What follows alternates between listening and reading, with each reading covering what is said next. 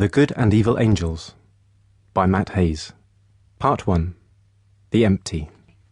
Chapter 1.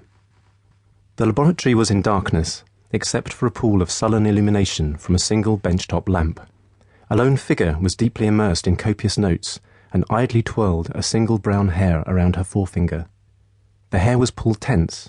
The scalp, tensed in response, lifted a little like a microscopic marquee and then broke with a barely audible snap.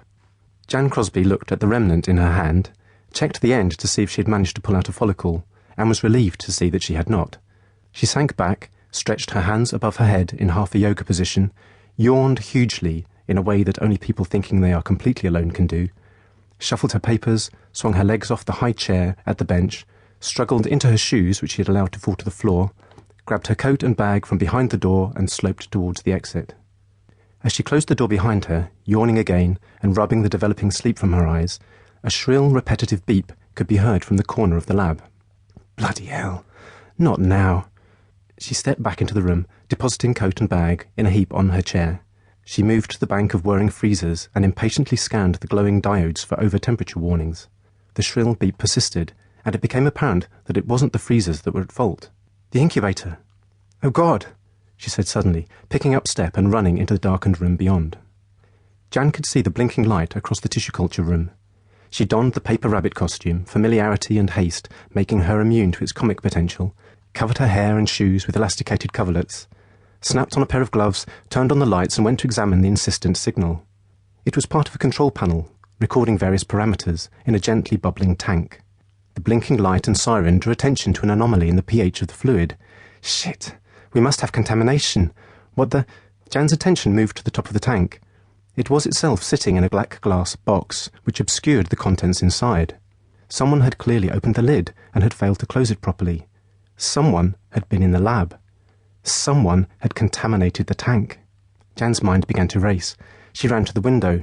The room was under positive pressure, but the window wasn't locked. In this lab, with these experiments, it was unthinkable. Nausea welled within her. Someone had left the window open and had tinkered with the experiments. Her head reeling, her heart in her mouth, she ran back to the tank. She silenced the alarm and deftly dismantled the glass box. The media was an orangey pink. There was a slight cloudiness to it, and it had started to foam. Damn! Bastards! Inside the tank was a pink sac-like structure. Its surface was covered with a dendritic pattern of interdigitating blood vessels. The whole thing gently flexed in a stream of bubbles. The structure was clearly a covering for something that nestled inside. It clung like an exotic fabric over the contours of a tiny form, which began to cause it to stretch and writhe. Hidden in its folds, a little heart began to beat too fast. Little eyes began to roam in desperate circles. A little mouth formed silent syllables. A moment later, a whole battery of alarms were triggered. Lights flashed in gruesome parody of the panic of the form within. Jan turned off the box. The pump slowed and died. The heat lamps faded, and the tank became silent. Jan poured bleach into the top of the tank, locked the window, and left the room. 30 seconds later, a lonely night watchman was woken from slumber and received an unexpected character appraisal. 15 seconds later, the little figure in the tank was dead. 2 days later, an image of its mottled face peered out of the front page of 3 of the tabloid papers. To keep listening to this audiobook, I've left you a link in the description so you can do it, at no cost thanks to Audible's 30-day free trial.